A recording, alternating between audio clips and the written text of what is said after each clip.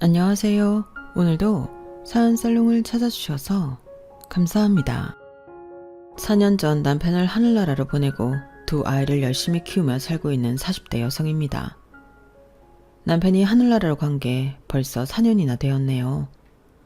장례를 치른 지가 엊그제 같은데 말이에요. 남편이 하늘나라로 갔을 때가 고작 44. 아실 분들은 아실 거예요. 그때 얼마나 할 수 있는 게 많아요. 그리고 얼마나 지키고 싶은 게 많아요. 그런데 저희 남편은 뭐가 그렇게 급했는지 서둘러 하늘나라로 갔네요. 그렇지만 오늘 사연을 보낸 이후에 남편의 비중은 그리 크지 않아요. 모두 남편이 하늘나라에 간 뒤에 일어난 일이니까요. 예상하셨다시피 시댁 문제예요. 남편이 하늘나라에 간 뒤에 시댁과 저의 관계가 많이 달라졌거든요. 그 이야기를 해보려고 해요. 남편이 하늘나라로 간 뒤 저는 시댁과의 관계를 정리하거나 단절할 생각은 없었어요. 그렇게 나쁜 사이도 아니었고 남편이 갔다는 이유로 더는 안 보는 것도 웃기다고 생각했거든요. 어찌되었든 가족이잖아요. 가족이라는 이름 아래 함께한 지가 몇 년인데요. 그래서 명절이나 제사 때도 찾아뵈었고 가끔은 아무 날도 아닌 때에 연락도 드리곤 했어요. 더구나 시기가 시기였어요. 시아버지가 저희 남편이 하늘나라로 가기 몇 해 전에 돌아가셨거든요. 저는 제 마음보다도 시어머니 마음이 많이 적적하실 것 같아서 연락을 더 자주 드리려고 노력했죠. 다행히 어머니도 저의 마음을 아셨는지 잘 대해주셨어요. 더는 오지 말아라. 우리는 가족이 아니다. 이런 말씀도 안 하셨죠. 여전히 우리는 가족이라고 행동으로 말씀해 주셨어요. 때론 먼저 연락을 하기도 하셨죠. 처음엔 물론 감사했어요. 그런데 저와 시어머니의 관계에도 돌멩이가 하나 생겼어요. 저를 넘어뜨리려는 돌뿌리요. 그건 바로 아주버님과 형님이에요. 저희 남편은 형제관계는 삼형제로 저희 남편이 둘째예요. 그러니까 그 위에 아주버님이 있고 밑에 도련님이 계시죠. 저희 부부가 연애를 할 때 남편으로부터 삼형제에 대해 많은 일화를 들었어요. 아주버님은 남편과 2살 차이로 경찰 공무원으로 근무하시며 어릴 때부터 준법 정신이 뛰어나 형제들이 무단횡단이라도 하면 엄하게 혼냈어요. 예전에 남편이 멋모르고 도둑질을 했을 땐 정말 경찰서에 보내려고 했다는 말도 들었어요. 도련님은 남편과 5살 차이로 애교 많은 막내 동생이었고 어딜 가든 사랑받는 성격으로 친구가 매년 많았어요. 그래서 반장을 놓치지 않았고 학교 회장을 한 적도 있었어요. 여자친구들도 많고 고백도 많이 받아서 되려 형제들이 피곤했다는 이야기도 들었네요. 그리고 지금은 장사를 하고 있어요. 아주 불티나게 팔리는 돼지 껍데기 집이에요.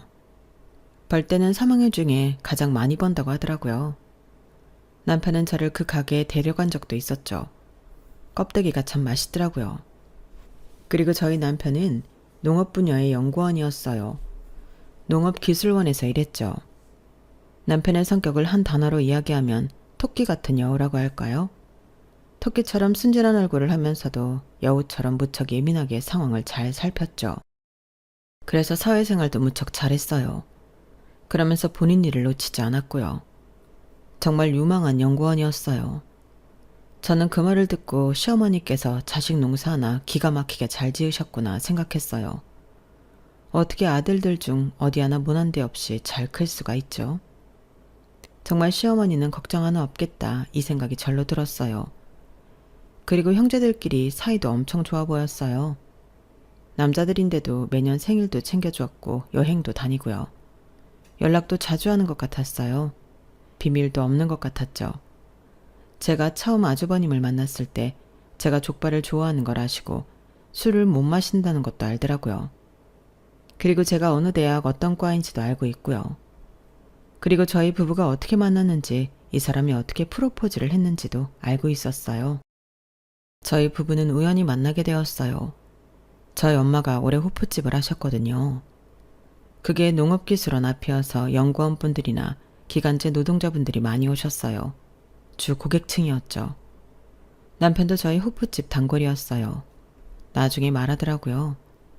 그래도 저에겐 손님이었고 그때까지만 해도 다른 손님과 다를 바가 없었어요. 하지만 그날은 달랐죠. 그날이 어떤 날이냐면요. 제가 학교 과제를 일찍 끝내고 엄마를 도와 서빙을 하고 있었고 남편은 다른 연구원들과 회식을 하고 있었어요. 그런데 늘 그렇듯 취객 진상이 있었고 그때 저희 엄마는 지인이 오셔서 가게를 잠깐 비우셨거든요. 그래서 제가 취객을 처리하고 있었는데 잘 되지 않았어요. 그러다 이 취객이 소주병을 거꾸로 들더라고요. 그래서 제가 비웃으며 말했죠. 아저씨, 그거 나한테 던지시면 바로 감옥 들어가는 거예요. 알아요? 지금 제정신 아니라서 판단을 못하는가 본데 정신 들면 뼈저리게 후회한다니까? 지금 이야기하지만 난 합의 같은 거 없어요. 어? 잘 듣고 있어요? 그런데 정말 휘익 하고 소주병이 날아왔어요. 그리고 그 동시에 누군가 일어나는 소리가 들렸죠.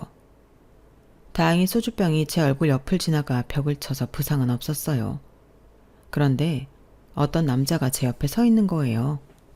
그러면서 남자에게 삿대질을 하며 들어본 적도 없는 욕설을 하는 거예요.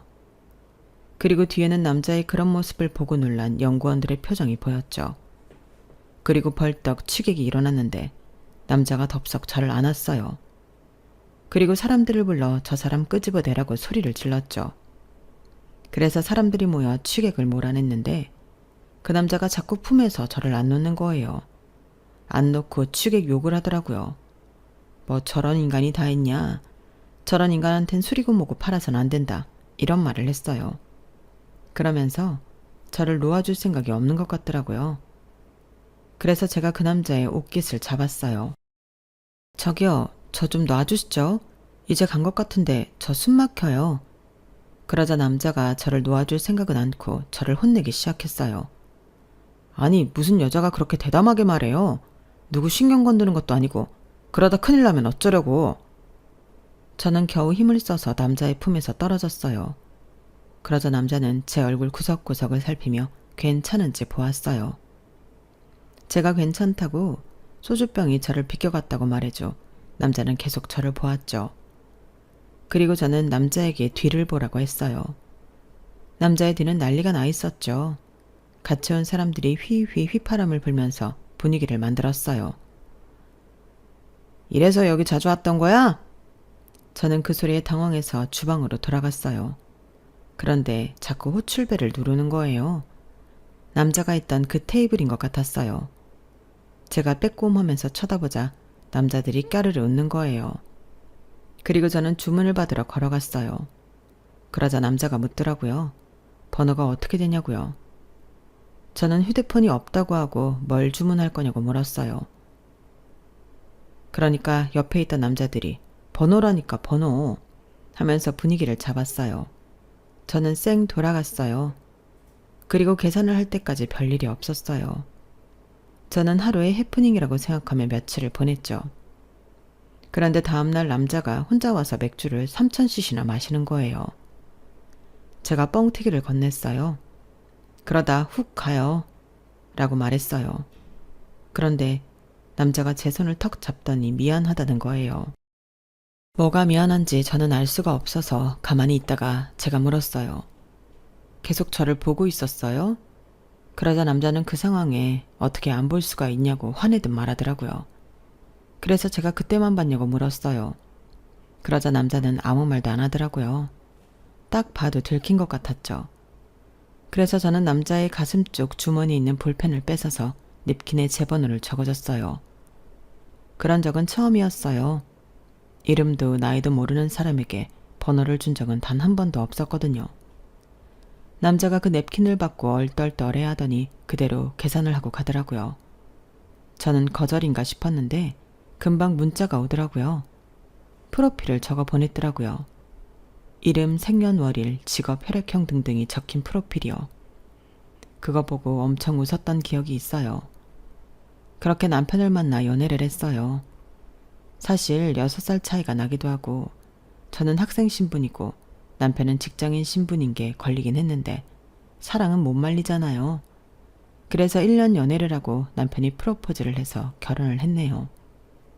게다가 프로포즈 멘트는 이거였어요. 딸기는 실컷 먹게 해줄게. 제 남편이 딸기과에서 일했거든요. 지금 생각하면 우스운 멘트지만 그땐 귀여웠어요. 그리고 이러한 소소한 스토리를 모두 아주버님은 알고 있었죠. 처음 저를 보시고 무척 반가워하시더니 남편에게 들은 이런저런 이야기를 하시더라고요. 웃으면서 하시는데 사실 저는 무척 부끄러웠어요. 그래도 남편이 형제관계가 좋다는 게 느껴져서 기분이 나쁘진 않았네요. 그리고 그 이후 아주버님과의 관계도 나쁘지 않았어요. 아니, 어쩌면 형제가 없는 저에게 오빠처럼 행동해 주셨어요. 자주 안부도 묻고 매해 생일 선물도 주고받고요. 또 만나면 서로 농담도 하고 남편 형도 보고 그랬죠. 그리고 그건 아주버님이 저희가 결혼하고 2년 뒤에 결혼하시고 나서도 마찬가지였어요. 아주버님은 경찰의 업무를 자신의 보람으로 느껴서 그런지 몰라도 늦게 결혼하셨는데 그래서 사실 저희 결혼도 엄청 눈치 보였거든요. 위에서 먼저 차례대로 결혼하는 게 보기 좋다는 게 어른들의 발상이잖아요. 그래서 둘째인 남편이 먼저 결혼하는 것에 대해 시아버지나 시어머니도 크게 좋아하시진 않았어요. 그리고 그게 저도 나름 신경이 쓰였고요. 그래서 저희가 결혼한 지 2년 뒤에라도 아주버님이 결혼을 하시겠다고 하니 무척 기뻤죠. 마음의 짐이 한결 덜어지는 것 같았어요. 그리고 그때 제가 형님이 생긴다는 것에 얼마나 좋았는지 아세요? 왜냐하면 시어머니를 제외하고 저 혼자 여자였잖아요. 솔직히 외롭지 않았다고 하면 거짓말이죠. 남자들이 다정하다고 한들 그 시대 남자들이 얼마나 다정하겠어요. 그래서 전 형님이 생긴다는 생각에 무척 설레었어요. 그리고 상견례 당일 키도 작고 무척 귀여우신 형님을 보고 기뻤어요. 내 편 같았고요. 게다가 결혼을 하고 보니 그 작은 손으로 얼마나 야무지게 부엌일 살림을 하시는지 정말 존경스럽고 배우고 싶었어요. 그래서 형님 하며 애교도 부리고 친해지려고 무척 노력했어요. 그리고 이후엔 명절 때 형님과 따로 커피 한 잔을 하러 가기도 하고 시댁 이야기를 나누거나 서로 친정 이야기도 하고 자식 자랑도 하면서 즐거운 시간을 보냈어요. 정말 저는 시댁에 시자도 겪지 않았고 시월드라는 단어는 남의 나라 이야기였어요. 가끔 친구들이 시월드 이야기를 할 때 저는 전혀 공감을 못했어요. 부엌일을 시키는 시어머니, 못된 시어머니, 자기 아들이 최고인 시어머니, 게으름뱅이 형님, 잔소리쟁이 형님. 이런 건 정말 저에게는 없었어요. 그런데 그런 아주버님과 형님이 왜 돌뿌리냐고요? 정말 좋은 관계를 유지한 아주버님과 형님은 4년 전 제 남편이 하늘나라로 간 뒤에 돌변했거든요. 그건 정말 귀신도 놀랄 만큼 순식간이고 엄청났어요.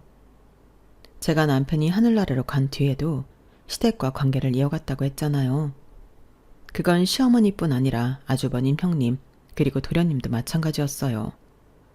매년 생일을 챙겨드리고 환절기나 그럴 때 안부도 묻고요. 그런데 남편이 하늘나라로 간 첫 해의 어느 날이었어요. 형님이 이런 말을 하더라고요. 나야, 지금 혹시 뭐해? 중요한 일이라도 있나 싶어서. 아니, 별게 아니라 오늘 애들 아빠 생일인데 집에 올래? 와서 밥이라도 먹고 가. 혼자 있으면 적적할 텐데. 와서 반찬도 좀 가져가고.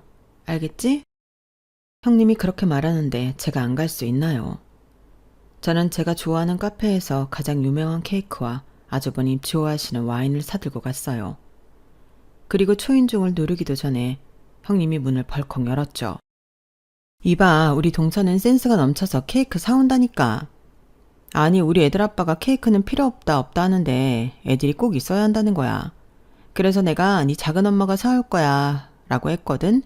봐, 얘들아, 너희 작은 엄마는 사온다니까? 그러면서 케이크와 와인만 쏙 빼들고 들어가는 거예요. 저는 덩그러니 잠시 현관에 남겨져 있다가 눈치를 보며 들어갔어요. 사실 그때 형님네 집을 처음 가봤거든요. 아무리 친해지려고 해도 집은 못 들어가게 하던 형님이셨어요. 제가 데려다 드려도 차 한 잔 안 주셨죠. 그래서 긴장하며 들어갔는데 웬걸 생일상이 전혀 차려져 있지 않은 거예요. 그리고 형님이 자기 손목을 보여주더라고요. 형님의 손목엔 아대가 있었어요. 왜 그러시냐 물으니 일을 자꾸 해서 엉망이야. 병원에서 아무것도 하지 말라더라고. 그러면서 장은 다 봐왔다며 냉장고에서 꺼내서 준비해주면 된다는 거예요. 저는 처음엔 어리둥절했지만 아주버님 생일이기도 하고 제가 매번 모바일 쿠폰만 보냈지 미역국은 끓여드린 적이 없어서 미역국을 끓였어요. 그리고 잡채거리가 있길래 잡채도 하고 동태가 있길래 동태전도 했네요. 그렇게 상을 차리고 다들 앉았는데 아주버님 식구가 4명이거든요. 저 혼자 끝에 앉아서 박수치고 노래 불렀어요. 기분이 묘하더라고요. 식구인데 식구가 아닌 느낌? 그리고 그건 다음 연도에도 그 다음 연도에도 계속되었어요. 아주버님뿐만 아니라 형님 그리고 조카들 생일 밥상을 차리거나 어떤 좋은 식당에 초대받아 가놓고 계산을 하고 나왔죠. 그리고 제가 화장품 반문 판매를 하거든요. 이게 생각보다 개인적인 시간이 좀 많아요. 그래서 혼자 카페에 가서 책도 읽고 그러는데 어느 날 형님이 전화가 오셨어요. 동서 바빠? 지금 수화학원 끝났는데 좀 데리고 올 수 있어? 내가 손목이 안 좋아서 운전을 못해. 그리고 수아 데리고 오면 나중에 수진이도 픽업 부탁해. 해줄 수 있지? 그것도 처음엔 무척 당황했는데 형님의 자연스러운 태도와 이제껏 저희가 나눈 관계를 생각해서 몇 번 해줬어요. 그러니까 나중에 나에 당연해지더라고요. 멍청하게 저 또한 그 시간을 비워두고 일을 하기 시작했어요. 그리고 매번 화장품을 공짜로 달라고 하셨어요. 한 번도 그러신 적이 없었는데 말이에요. 제가 명절 때마다 드리는 명절 선물 세트 화장품도 안 받는다고 자기는 쓰는 것만 쓴다고 하셨거든요. 그런데 갑자기 화장품부터 세제, 샴푸 같은 것들을 그냥 달라고 하시는 거예요. 그런데 정말 이게 말하기가 애매했어요. 형님, 갑자기 왜 그러세요? 라고 하기도 그렇고 형님 요새 너무 달라지셨어요. 라고 하기도 그랬어요. 그래서 둘러놓고 참다가 이런 말을 하긴 했어요. 그래도 가족 행사인데 제가 낄 수 있나요? 저 이제 괜찮으니까 안 불러주셔도 돼요. 그리고 화장품은 제가 이제 나눠드릴 수 있는 게 없어요. 회사에서 지급하는 정도를 다 빼와서. 형님도 회사 생활 해보셔서 아시잖아요. 회사가 늘 갑인 거. 그쵸? 그러니 형님은 하하 웃으면서 그러시더라고요. 그렇게 해봤자 다단계 아니야? 내가 봤을 때 계속 그런 일 하다간 몸 상하고 마음 상한다? 그리고 내가 달라고 했으면 얼마나 달라고 했다고? 그리고 가족 행사지만 어쨌든 동서도 가족이잖아. 설마 이젠 우리 가족 아니라는 뜻이야? 그건 너무 서운한데. 내가 생각해서 부르는 거야. 혼자 있으면 외롭고 적적하고 그럴 때 나쁜 생각이 들거든. 그러니까 사양하지 않아도 돼. 우리가 이해할게. 저는 대체 형님이 뭘 이해하겠다는 건지 알 수가 없었어요. 그래서 제가 아무 말이 없었어요. 그러자 수화기 너머로 형님이 하하 웃으면서 꽤나 본격적인 말을 하셨어요. 이를 악물고 말하는 게 저한테도 느껴졌죠. 우리가 얼마나 아량이 넓은데 안 그래? 고작 아들 하나 낳았다고 이거 하네 저거 하네. 치사하게 어머님도 아니고 할머님을 등에 업고 말이야. 내가 그거 다 감수하고 이해하고 얼마나 아량이 넓어. 동서는 운이 좋은 거야. 나 같은 형님을 만나서. 그렇지? 그 순간 저는 알았어요. 형님이 제게 앙금이 있다는 걸요. 사실 제가 시댁에서 부엌 일을 제일 안 했다면 제일 안 했어요. 주로 제가 하는 일은 간보기, 밥상에 음식 올리기, 할머님과 수다 떨며 고스톱 치기 그런 거였죠. 그렇게 된 이유는 몇 가지가 있었지만 그중 하나는 형님이 말한 대로 아들을 낳았기 때문이었어요. 저희 시댁엔 시어머니, 시아버지도 계시지만 할머님이 계셨거든요. 시아버지의 어머니 말이에요. 그분이 제사나 명절이나 온갖 가족 행사를 총괄하셨어요. 그리고 지독한 아들 지상주의셨죠. 그래서 남편을 포함한 형제들이 부엌에 들어가면 마구 할머님이 혼내셨어요. 그리고 형님의 말대로 아들을, 그것도 첫 손주를 아들로 낳은 저를 복덩이라고 부르셨어요. 그리고 형님은 쌍둥이 딸을 낳았는데 그때 할머님이 너는 무슨 복을 빼앗겼길래 이러냐? 하신 것을 저도 들은 적이 있고요. 하지만 옛날 분이시니 어쩌겠어요. 저는 그렇게 생각했는데 형님은 아니었나 봐요. 서운했나 봐요. 물론 제가 명절이나 제사 때 거의 일을 안 했다고 말씀드렸잖아요. 특히나 할머님이 저를 많이 찾으셔서 거의 할머님과 붙어있긴 했어요. 그래도 눈치껏 행동했던 것 같은데 형님은 그것도 마음에 안 찼나 봐요. 그래도 처음 알게 된 사실에 놀라서 저는 아무 말을 할 수가 없었어요. 기분이 이상하더라고요. 저는 좋아하고 따르던 형님인데 저한테 적기를 품으시니까요. 제가 한마디 말이 없자 형님은 듣고 있는 거냐고 묻더니 본인 할 말을 하셨어요. 아, 그리고 이번 명절이랑 제사부터 할머님 못 오신다고 하거든. 다리가 많이 안 좋으셔서 움직이시질 못하신대. 그게 무슨 뜻인 줄 알지? 이제 동서 방패는 없다는 소리야. 그러니까 고분고분 말 잘 들어. 하라는 거 똑바로 하고. 어? 왜 자꾸 대답을 안 하지? 그리고 혹여나 내 말 듣고 이제 어머님 뒤에 숨으려는 건 아니지? 근데 그것도 잘 안 될 거야. 어머님도 동서 행동 정상이라고 생각 안 하셔. 물론 어머님도 아들 셋 낳으셨지만 할머니 행동 차별적이라고 생각하시거든. 그러니까 앞으로 행동 잘해. 알았지? 처음 듣는 소리였어요. 할머님이 이제 큰 집에 오지 않으시다뇨. 물론 제가 정말 할머님을 방패 삼아 부엌 일을 하지 않으려고 한 건 아니에요. 그래도 저를 예뻐해 주시던 할머님이 더는 오지 않으신다고 생각하니 서운했어요. 그리고 사실 형님의 말도 무서웠고요. 그렇게 다음 제사가 되었어요. 제가 큰 집에 도착하니 정말 할머님이 안 계시더라고요. 그리고 제가 할머님을 찾는 눈빛을 보았는지 형님은 저를 비웃으면서 팔짱을 꼬시더라고요. 왜? 할머님 찾아?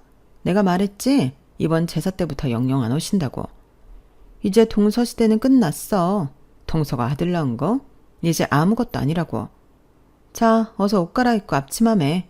그리고 부엌으로 가서 어디 한번 알아서 제사상 차려봐. 형님은 그러시면서 소파에 털썩 앉았어요.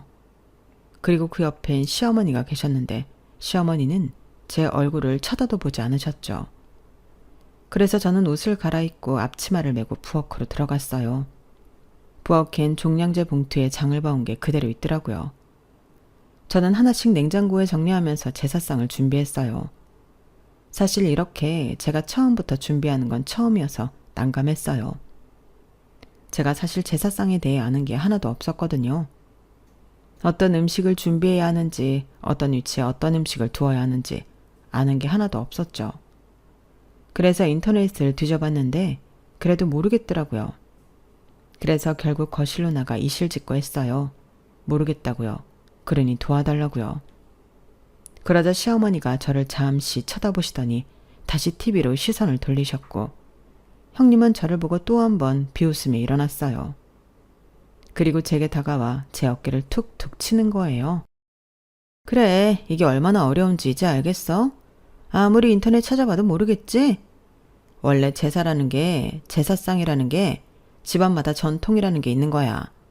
한 번도 제대로 도운 적이 없으니, 한 적이 없으니 알 리가 있나? 냉장고에 채소나 준비물들은 제대로 뒀어? 미리 해동시켜 놓을 거 빼놓고 했어? 그게 기본이지. 안 그래? 동서 집에서 음식 하나도 안 해먹는구나? 매일 사 먹니? 그런 식으로 남편 음식 해줬어? 그게 부인으로서 할 짓이야? 형님의 추측은 거의 맞았어요. 저는 제 남편이 먹을 음식도 제가 먹을 음식도 제 자식들이 먹을 음식도 최상의 것들로 사 먹었어요. 제가 화장품 반문 판매 일을 한다고 했잖아요. 그게 여유 시간은 많지만 의외로 신경 쓸 게 많아서 요리를 해서 끼니를 챙기는 건 힘에 붙였어요. 저는 형님이 그걸 어떻게 알았냐는 눈빛으로 형님을 쳐다봤어요. 그러자 형님은 그 눈빛을 읽으시곤 당황하시더라고요. 그러니 서방님이 빨리 돌아가셨지. 더 오래 사실 수 있는 분이셨는데 부인 잘못 만나서. 안타깝게도 해라. 그렇게 말씀하시는데 그 순간 저도 참을 수가 없었어요. 형님은 일도 안 하시잖아요. 저 그래도 저희 집 가장이었어요. 그런데 어떻게 제가 완벽하게 주부의 일도 해요. 제가 몸이 여러 개인 것도 아닌데요. 형님 정말 말씀이 너무 심하신 거 아니에요? 제 말을 듣고 형님은 팔을 꼬더니 헛웃음을 쳤어요. 그걸 변명이라고 내어놓는 거야? 그게 변명이면 세상에 위대한 어머니라는 말이 왜 나왔겠어? 어머니는 위대한 거야. 그리고 부인도 위대한 거야. 우리는 그것보다 더한 것도 해내야 해. 정말 동서는 편하게 결혼했다. 편하게 살림하고 편하게 육아하고. 어머님이 이 말을 들으시면 얼마나 속상하시겠어? 자기 아들 잘 키워서 장가 보내놨더니 이렇게 뒤통수나 치고 말이야. 애초에 이랬다는 거 알았으면 동서, 이 집안에서 내쫓아도 무방해. 알아? 그리고 형님은 턱으로 부엌을 가리키셨어요. 이제 그만하고 들어가라는 소리였죠. 저는 그 뜻을 알고 뒤를 돌아 부엌으로 들어갔어요. 그런데 뒤이은 형님의 말씀이 제 발걸음을 멈추게 했어요. 설마 남편 사망 보험금 때문에 그랬던 건 아니지? 제가 놀라서 뒤를 돌아보았어요. 그러자 형님이 자기가 한 말이 아닌 채를 하시더라고요. 저는 순간 제가 잘못 들은 거라고 생각했어요. 말이 안 되잖아요. 그런 찜찜한 기분으로 제사상을 차렸죠. 잡채든 생선구이든 나물이든 제가 정말 오랜만에 해본 것들이나 생전 처음 해본 것들이었어요. 그래서 혹시 몰라 제사상에서 간을 보려는데 형님이 제 손을 찰싹 때리는 거예요. 어디서 예의 없게. 동서, 정말 아무것도 모르는 게 맞아? 그냥 무례한 사람인 거 아니야? 어떻게 사람이 이렇게 생각 없이 행동할 수가 있어? 당장 부엌으로 따라와. 내가 간 볼 테니까. 동서가 이제껏 했던 것처럼. 그러더니 하나하나 간을 보시고 뱉고 간을 보시고 뱉고를 반복하셨어요. 인상은 있는 대로 쓰시면서 제가 만든 것이 형편없다고 하셨어요. 다시 해오라고 하셨죠. 그런데 이미 재료는 다 써서 다시 할 수 없었어요. 그렇게 말을 하니 그건 정성이 부족한 거라면서 정성 하나로 장을 다시 봐서 제대로 준비하라고 했죠. 그리고 그게 지금까지 4년째예요. 제사나 명절엔 항상 그런 식으로 제가 준비를 하고 가는 형님이 보고 완전 입장이 달라졌죠. 그리고 정말 할머님은 오시지 않았어요. 그런데 올해의 마지막 명절이었어요. 그때도 마찬가지로 제가 식사를 준비했어요. 잡채부터 갈비찜, 나물 각종 전들. 처음에는 어리숙하더니 4년 만에 적응해서 이제는 형님에게 물어보지 않고 명절상을 준비했어요. 시어머니도 놀라셨고 형님은 꼬투리를 잡으려고 혈안이었죠. 무튼 그러다 보니 허리가 끊어질 것 같더라고요. 친척들을 포함해 시댁 가족분들은 즐겁게 하하호호 웃으며 식사를 하시는데 저 혼자 부엌에서 파스를 붙이고 있었어요. 그런데 형님이 언제부터인가 저를 보시고 이러시는 거예요. 무슨 뭘 했다고 파스를 붙여. 이러다 파스 냄새 음식에 다 배이면 어떻게 할 거야. 기본이 안 돼 있어, 기본이. 이제 아주 조금 제대로 한다고 기고만장하지? 다들 맛있게 먹으니까. 동서가 뭐 대단한 거라도 한 것 같지? 그거 아주 큰 착각이야. 알겠어? 그 소리를 집안 사람들이 모두 들었어요. 웅성웅성 하는 소리가 들렸죠. 그리고 이내 아주버님이 오시더라고요. 형님 옆에 딱 서더니 제 팔목에 파스를 보시고 쯧쯧 혀를 차더라고요. 뭐 별거라고. 우리 부인은 몇십 년을 했는데 그래도 파스 한 번 안 붙이고 늘 웃으면서 식구들 맞이했다고? 그게 어렵나? 식구들인데 그게 어려워? 아니 당신이 그렇게 말하지 않았나? 식구라고 생각하는데 뭐 이래? 가서 술이나 더 가져와. 그리고 나중에 할머님 댁에 갈 거니까 음식도 좀 싸놓고. 뭐? 당신이 간다고? 왜 당신이 가지? 내가 장손인데 지금 나조차도 무시하는 건가? 그게 아니면 어떻게 그런 말이 나오지? 우리 부인이 힘들게 해왔던 것처럼 가만히 하라는 일만 하라고. 어? 결국 저는 눈물을 훔치면서 할머님 댁에 가져갈 음식들을 통에 담았어요. 그리고 잠시 후 형님이 오셔서 그걸 보자기에 싸서 가져가셨죠. 그리고 집안 식구들은 하나둘씩 자리를 떠나셨고 저와 시어머니만 남았어요. 시어머니는 다시 소파에 앉더니 제가 하는 것만 빤히 쳐다보셨죠. 마치 감시하는 것처럼요. 그렇게 저는 설거지까지 하고 집으로 돌아왔어요. 그런데 형님에게 문자가 와 있더라고요. 제사가 2달 뒤이니 확실히 준비하라고요. 고생했다 고맙다 이런 말은 기대도 안 했지만 정말 없으니 숨이 턱턱 막히더라고요. 그리고 2달 뒤 제사가 되었는데 제가 며칠 동안 일을 쉬지 않고 하느라 지쳐서 음식을 사갔어요. 마트에서 장을 보는데 나물이랑 전 같은 게 먹음직스럽게 보이더라고요.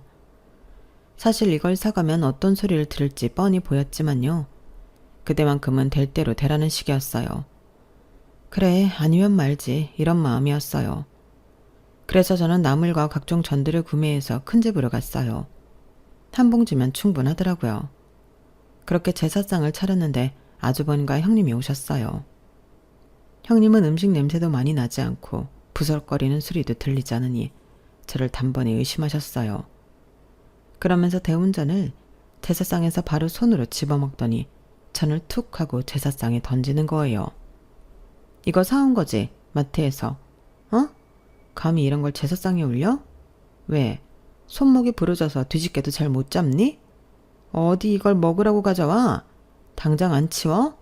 다시 장봐와. 너처럼 싸구려 음식 말고 다시 하란 말이야. 그 소리에 아주버님도 왔어요. 그리고 형님에게 이야기를 전해 듣고 또 혀를 끌끌 찼죠. 푹 배워서 그런가? 어떻게 이런 짓을 하지? 지금 당신 우리 집안 무시하는 거야? 감히? 호프집 딸내미가 잘 나가는 연구원 꼬셔서 이 집 며느리 된 주제에 어떻게 이런 음식을 제사상에 올려? 우리 부인 말이 맞아. 당신 같은 싸구려 음식 내놓지 말고 제대로 된 음식을 내오란 말이야. 이런 말도 안 되는 상황이 어딨어? 당신 이런 식으로 내 동생도 무시했지. 내 동생 10년은 더 살 수 있었다고. 그 호통에 저는 눈물을 왈칵 흘렸어요. 그러자 아주버님이 제기에 올려놓은 음식들을 바닥으로 하나씩 다 떨어뜨렸어요. 그리고 내 동생 다시 돌려놓으라고 하셨어요. 저는 계속 울었죠. 그리고 형님은 제 멱살을 잡고 마구 흔들었어요. 저는 계속 눈물이 나서 코를 훌쩍이며 울었어요. 그런데 병풍이 흔들리더니 쓱 하고 무언가 나오더라고요. 바로 할머님이셨어요. 할머님이 어쩐 일로 나오셨는지 모르겠지만 병풍 뒤에 작은 방이 하나 있거든요. 거기서 잠깐 주무셨던 모양이에요. 그러다 소란스러운 소리가 나니 일어나 밖으로 나오신 모양이더라고요. 저도 놀라고 아주버님도 형님도 놀랐어요. 모두 놀라 바닥으로 떨어졌죠. 정적이 흘렀어요. 정말 한참 동안 정적이 이어졌죠. 모두 빤히 할머니만 봤어요. 그리고 할머님은 엉망이 된 주변을 둘러보시더니 한숨을 푹 쉬셨어요. 이게 뭐냐? 정성스럽고 엄숙한 제사에 다 늙은 녀석들끼리 싸움이나 하고. 그러자 형님이 다급하게 제가 음식을 사왔다고 전했어요. 그러자 할머님이 제사상에 떨어진 명태전 하나를 집어 드시더라고요. 뭐만만 있구나. 내가 살아있는 동안 강산도 몇 번이나 변하고 니들 살아있는 동안에도 강산이 몇 번이나 변했다. 시대에 발맞춰 걸어야지 고작 이런 걸로 다 큰 녀석들이 몸싸움이나 하고 자식들 보기 부끄럽지도 않냐? 그리고 내가 분명히 정은이한테는 일 시키지 말라 했지. 내 말이 그렇게 우습더냐? 이 고마운 사람한테, 이 귀한 사람한테 너희는 일을 시키고 싶더냐? 아가야, 일어나거라. 이 할미를 봐서라도 이것들 행동은 용서하거라. 그러면서 할머님이 제 손을 잡으셨어요. 그리고 저를 일으키셨죠. 할머님이 저를 고마운 사람이라고 귀한 사람이라고 말씀하신 건 한두 번이 아니에요. 그리고 그건 다 이유가 있고요. 그게 무엇이냐면요. 사실 제 남편, 하늘나라로 간 제 남편 말이에요. 12년을 불구로 살았어요. 제 큰아들이 3살 때 그리고 둘째가 갓난아기일 때 도로를 건너다가 트럭에 치여서 말도 안 되는 거리를 질질 끌려가다가 하반신 마비가 되었거든요. 그런데 문제는 그 이유였어요. 제 남편 자신의 현재 상황을 자신이 불구가 되었다는 상황을 인정하지 못했어요. 그래서 목발까지 시도할 수 있었는데 그렇게 되지 못했죠. 휠체어도 안 탔어요. 팔 운동을 전혀 하지 않았거든요. 남편은 사고 이후 무척 무기력했어요. 물어도 대답도 안 하고 저와 같이 자는 것도 싫어했죠. 제 도움을 받을 때마다 늘 인상을 썼어요. 처음엔 나중엔 괜찮아지겠지 하면서 지냈는데 하늘나라로 가기 전까지 그랬어요.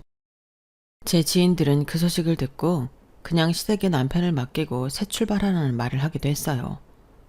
하지만 사람이 어떻게 그럴 수 있나요? 제가 선택한 제 사람인데요. 그리고 저는 남편과 사고 이전에 여기저기를 돌아다니며 했던 시간들을 잊을 수가 없었어요. 저와 그 시간을 보내준 것이 감사했죠. 그래서 그 감사함을 보답하는 길이라고 생각했어요. 그래서 남편이 아무리 화를 내고 짜증을 내도 그래, 당신이 불편하면 더 불편하겠지 이렇게 생각하며 버텼어요. 그리고 솔직히 전 남편이 그래도 오래 살 줄 알았어요. 침대에 누워만 있어도 좋으니 오래 살길 바랐어요. 물론 미울 때도 있었죠. 저도 사람인데요. 그런데도 빨리 갔으면 싶다는 건 남편이 하늘나라로 가기 직전까지는 없었어요. 남편이 하늘나라로 가기 직전 남편은 무척 아파하고 괴로워했어요. 목에 구멍을 뚫고 호흡기를 달고 있어야 했죠. 그러다 심장이 멈춘 적이 있는데 심폐소생술을 하다가 코에서 피가 팍 터지더라고요. 그때 저는 알았어요. 이 사람이 갈 때가 되었구나. 내가 보내줘야 하는구나. 그래서 연명치료를 거부하고 집으로 돌아와 집에서 남편은 숨을 거두었어요. 세상에서 가장 편안한 얼굴로 말이에요. 울기도 참 많이 울었죠. 막상 간이 서운하고 보고 싶고 그랬어요. 시원하지 않았다면 거짓말이겠지만요. 그러니까 마음이 참 복잡했어요. 딱 하나로는 설명이 불가해요. 그래도 이젠 하늘을 훨훨 날아다닐 남편을 생각하면 웃음이 나요. 그래서 일부러 납골당도 야외로 신청했어요. 먼지도 많고 비도 오고 눈도 오지만 그래도 밖에서 원 없이 실컷 보라고요. 하지만 남편이 하늘나라로 간 뒤에 한동안 납골당 한번 제대로 간 적 없었어요. 쉽게 발걸음이 안 떨어지더라고요. 아무튼 제 남편의 역사는 이래요. 그래서 할머니는 자꾸 자기 손자를 버리지 않고 데리고 살아줘서 고맙다는 말씀을 제게 자주 하셨어요. 그리고 가족들 앞에서 그때처럼 고마운 사람이라고 귀한 사람이라고 말을 아끼지 않으셨죠. 그리고 할머님이 그러시자 그때 형님이 발을 동동 구르며 화를 내셨어요. 할머님은 왜 맨날 동서만 감싸세요? 정말 제가 딸만 낳아서 그러시는 거예요? 시대에 발맞춰 걸으라면서 할머님은 너무 시대에 뒤떨어진 거 아니냐고요. 정말 너무하세요. 형님의 울분을 듣고 할머님은 기가 차다는 듯이 웃으셨어요. 내가 언제 네 딸 낳았다고 미워하대. 너는 속이 빤히 보여. 하기 싫은 척 뒤에선 다 하고 다니지. 아니냐? 내가 다 모를 줄 알았냐? 네가 내 돈으로 무슨 짓을 하는지? 아이? 할머님이 그 말을 하시자 아주버님이 눈을 동그랗게 뜨셨고 형님은 털썩 주저앉으셨어요. 그리고 두 분은 무릎을 꿇고 두 손을 싹싹 빌기 시작하셨죠. 고개를 조아리며 죄송하다는 말만 연신 내뱉었어요. 혼이 나간 사람처럼요. 할머님은 혀를 끌끌 차셨어요. 네가 내 고추밭에 들어온 순간부터는 내 사람이니까 내가 참고 모르는 척하고 살았다. 하지만 지금 네가 하는 꼬라지를 보니 내가 괜히 참았다 싶구나. 어떻게 우리 가족에게 귀한 사람을 이리 대접하냔 말이야. 할머님은 크게 고추 농사를 지으셨고 아주버님은 퇴직을 앞두시면서 아름아름 그 밑에서 일하고 계셨어요. 할머님은 아주버님이 퇴직을 하고 일에 익숙해지면 나중에 이 고추밭을 모두 물려주시겠다고 약속까지 하셨죠. 그런데 들어보니 아주버님이 할머니 밭을 담보로 대출을 받아 코인을 하신 모양이에요. 그리고 그 코인은 안타깝게도 모조리 바닥으로 곤두박질 쳤고요. 그래서 아주버님과 형님이 저렇게 할머니 앞에 고개를 조아리고 비는 것 같았어요. 그러자 할머님이 혀를 끌끌 차셨어요. 종현아, 네가 내 고추밭에서 일하고 싶다고 왔을 때 나는 너의 눈빛을 봤다. 경찰로 살면서 건강한 네 눈빛을 봤어. 그런데 지금은 어떠냐? 다 죽어서 퀭 해가지고 영 볼품이 없구나. 이제 앞으로 내 밭에 올 생각도 말아라. 그리고 담보대출도 다음 달까지 청산하고. 네가 무슨 일을 꾸미는지는 정확히 모르지만 그게 노름이랑 다를 게 뭐냐? 너 언제나 정직을 내세우지 않았니? 그 신념은 어디로 간 거냐? 그리고 당장 내 앞에서 꺼지거라. 은혜도 모르는 놈은 내 손자로 남을 자격도 없다. 그건 네가 장손이든 뭐든 마찬가지야. 썩 꺼지거라. 네 부인도 같이. 그런데도 아주버님은 고개를 조아리고 계속 빌었어요. 한 번만 봐주세요. 그러셨죠. 하지만 할머님이 대쪽 같은 분이시거든요. 절대 귀에 담아두지 않으셨어요. 들은 채도 하지 않으셨죠. 그리고 시어머니가 큰 집에 들어오셨어요. 자기 큰 아들이 무릎을 꿇고 있으니 놀라서 뛰어와 아주버님을 일으키더라고요. 아주버님은 울고 계셨어요. 형님도 마찬가지고요. 시어머니는 놀라 제게 뭐라고 하셨어요. 그러자 할머님이 소리를 빽 지르셨어요. 너까지 그러느냐? 너는 그러면 안 되지. 아가가 네 둘째 아들을 어떻게 했는데, 어떻게 보살폈는데? 네가 그러면 안 되지. 너도 똑같구나. 똑같이 못났어. 그러시며 시어머니도 내쫓으셨죠. 세 사람 모두 신발도 채 신지 못하고 쫓겨났어요. 그리고 할머님은 제게 오셨어요. 무릎을 꿇고 있는 제게 오셔서 괜찮냐 물으시더니 미안하다 하시더라고요. 괜찮니? 내가 다 미안하구나. 내가 애들을 바르게 키우지 못해 일어난 일이야. 그러니 내 얼굴을 봐서라도 용서해 주겠니? 그리고 앞으로 여기 올 생각 말아라. 너를 내쫓는 게 아니야. 나는 참 아쉽지만 그동안 고생했구나. 그 말을 듣고 저는 할머님 품에서 엉엉 울었어요. 겨우 진정하고 짐을 챙겨 나왔는데 놀이터에 맨발인 세 사람이 있더라고요. 저를 보면서 삿대질을 하며 다가오더군요. 저는 허리를 펴고 당당히 그들을 맞이했어요. 이 여우 같은 기집애, 감히 할머니 뒤에 숨어 우릴 이 지경으로 만들어? 내가 너 때문에 당한 게 얼만데, 고생한 게 얼만데. 아주버님 돌아가시기 전에도 살랑살랑 여우짓 하더니 어떻게 알았어? 우리가 할머님 땅으로 코인한 거 어떻게 알았냐고.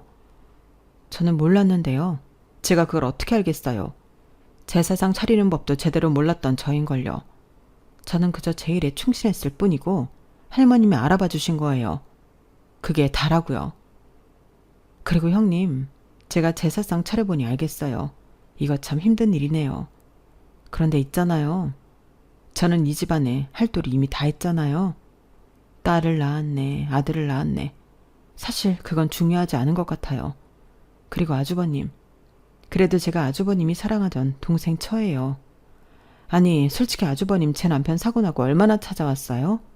손에 꼽잖아요. 그런데 저한테 그런 말 하실 자격이 있으세요? 마지막으로 시어머니, 그동안 감사했습니다. 그래도 저한테 미안하다, 고맙다 이런 말 하실 줄 알았는데 그건 좀 서운하지만요. 그럼 전 가볼게요. 그렇게 전 시댁에서 해방되었어요. 그리고 할머님께는 감사한 마음에 가끔 할머님이 가장 좋아하시는 과자를 가지고 댁에 들립니다. 할머님은 찾아오지 않아도 된다고 하지만 너무 감사하잖아요. 그리고 시댁은 명절과 제사를 모두 없앴답니다. 이젠 전혀 모이지 않는데요. 그리고 아주버님과 형님은 돈을 메우지 못해 아주버님은 퇴직하고 집도 팔고 차도 팔았다고 해요. 차가 무척 비싼 것이었는데 아깝네요. 마지막으로 저는 저번 주에 납골당에 다녀왔어요. 아이들과 함께요. 남편이 하늘나라고 하고 줄곧 가지 못했는데 할머님으로부터 받은 용기로 가보았어요. 웃고 있는 남편의 얼굴이 참 보기 좋더라고요.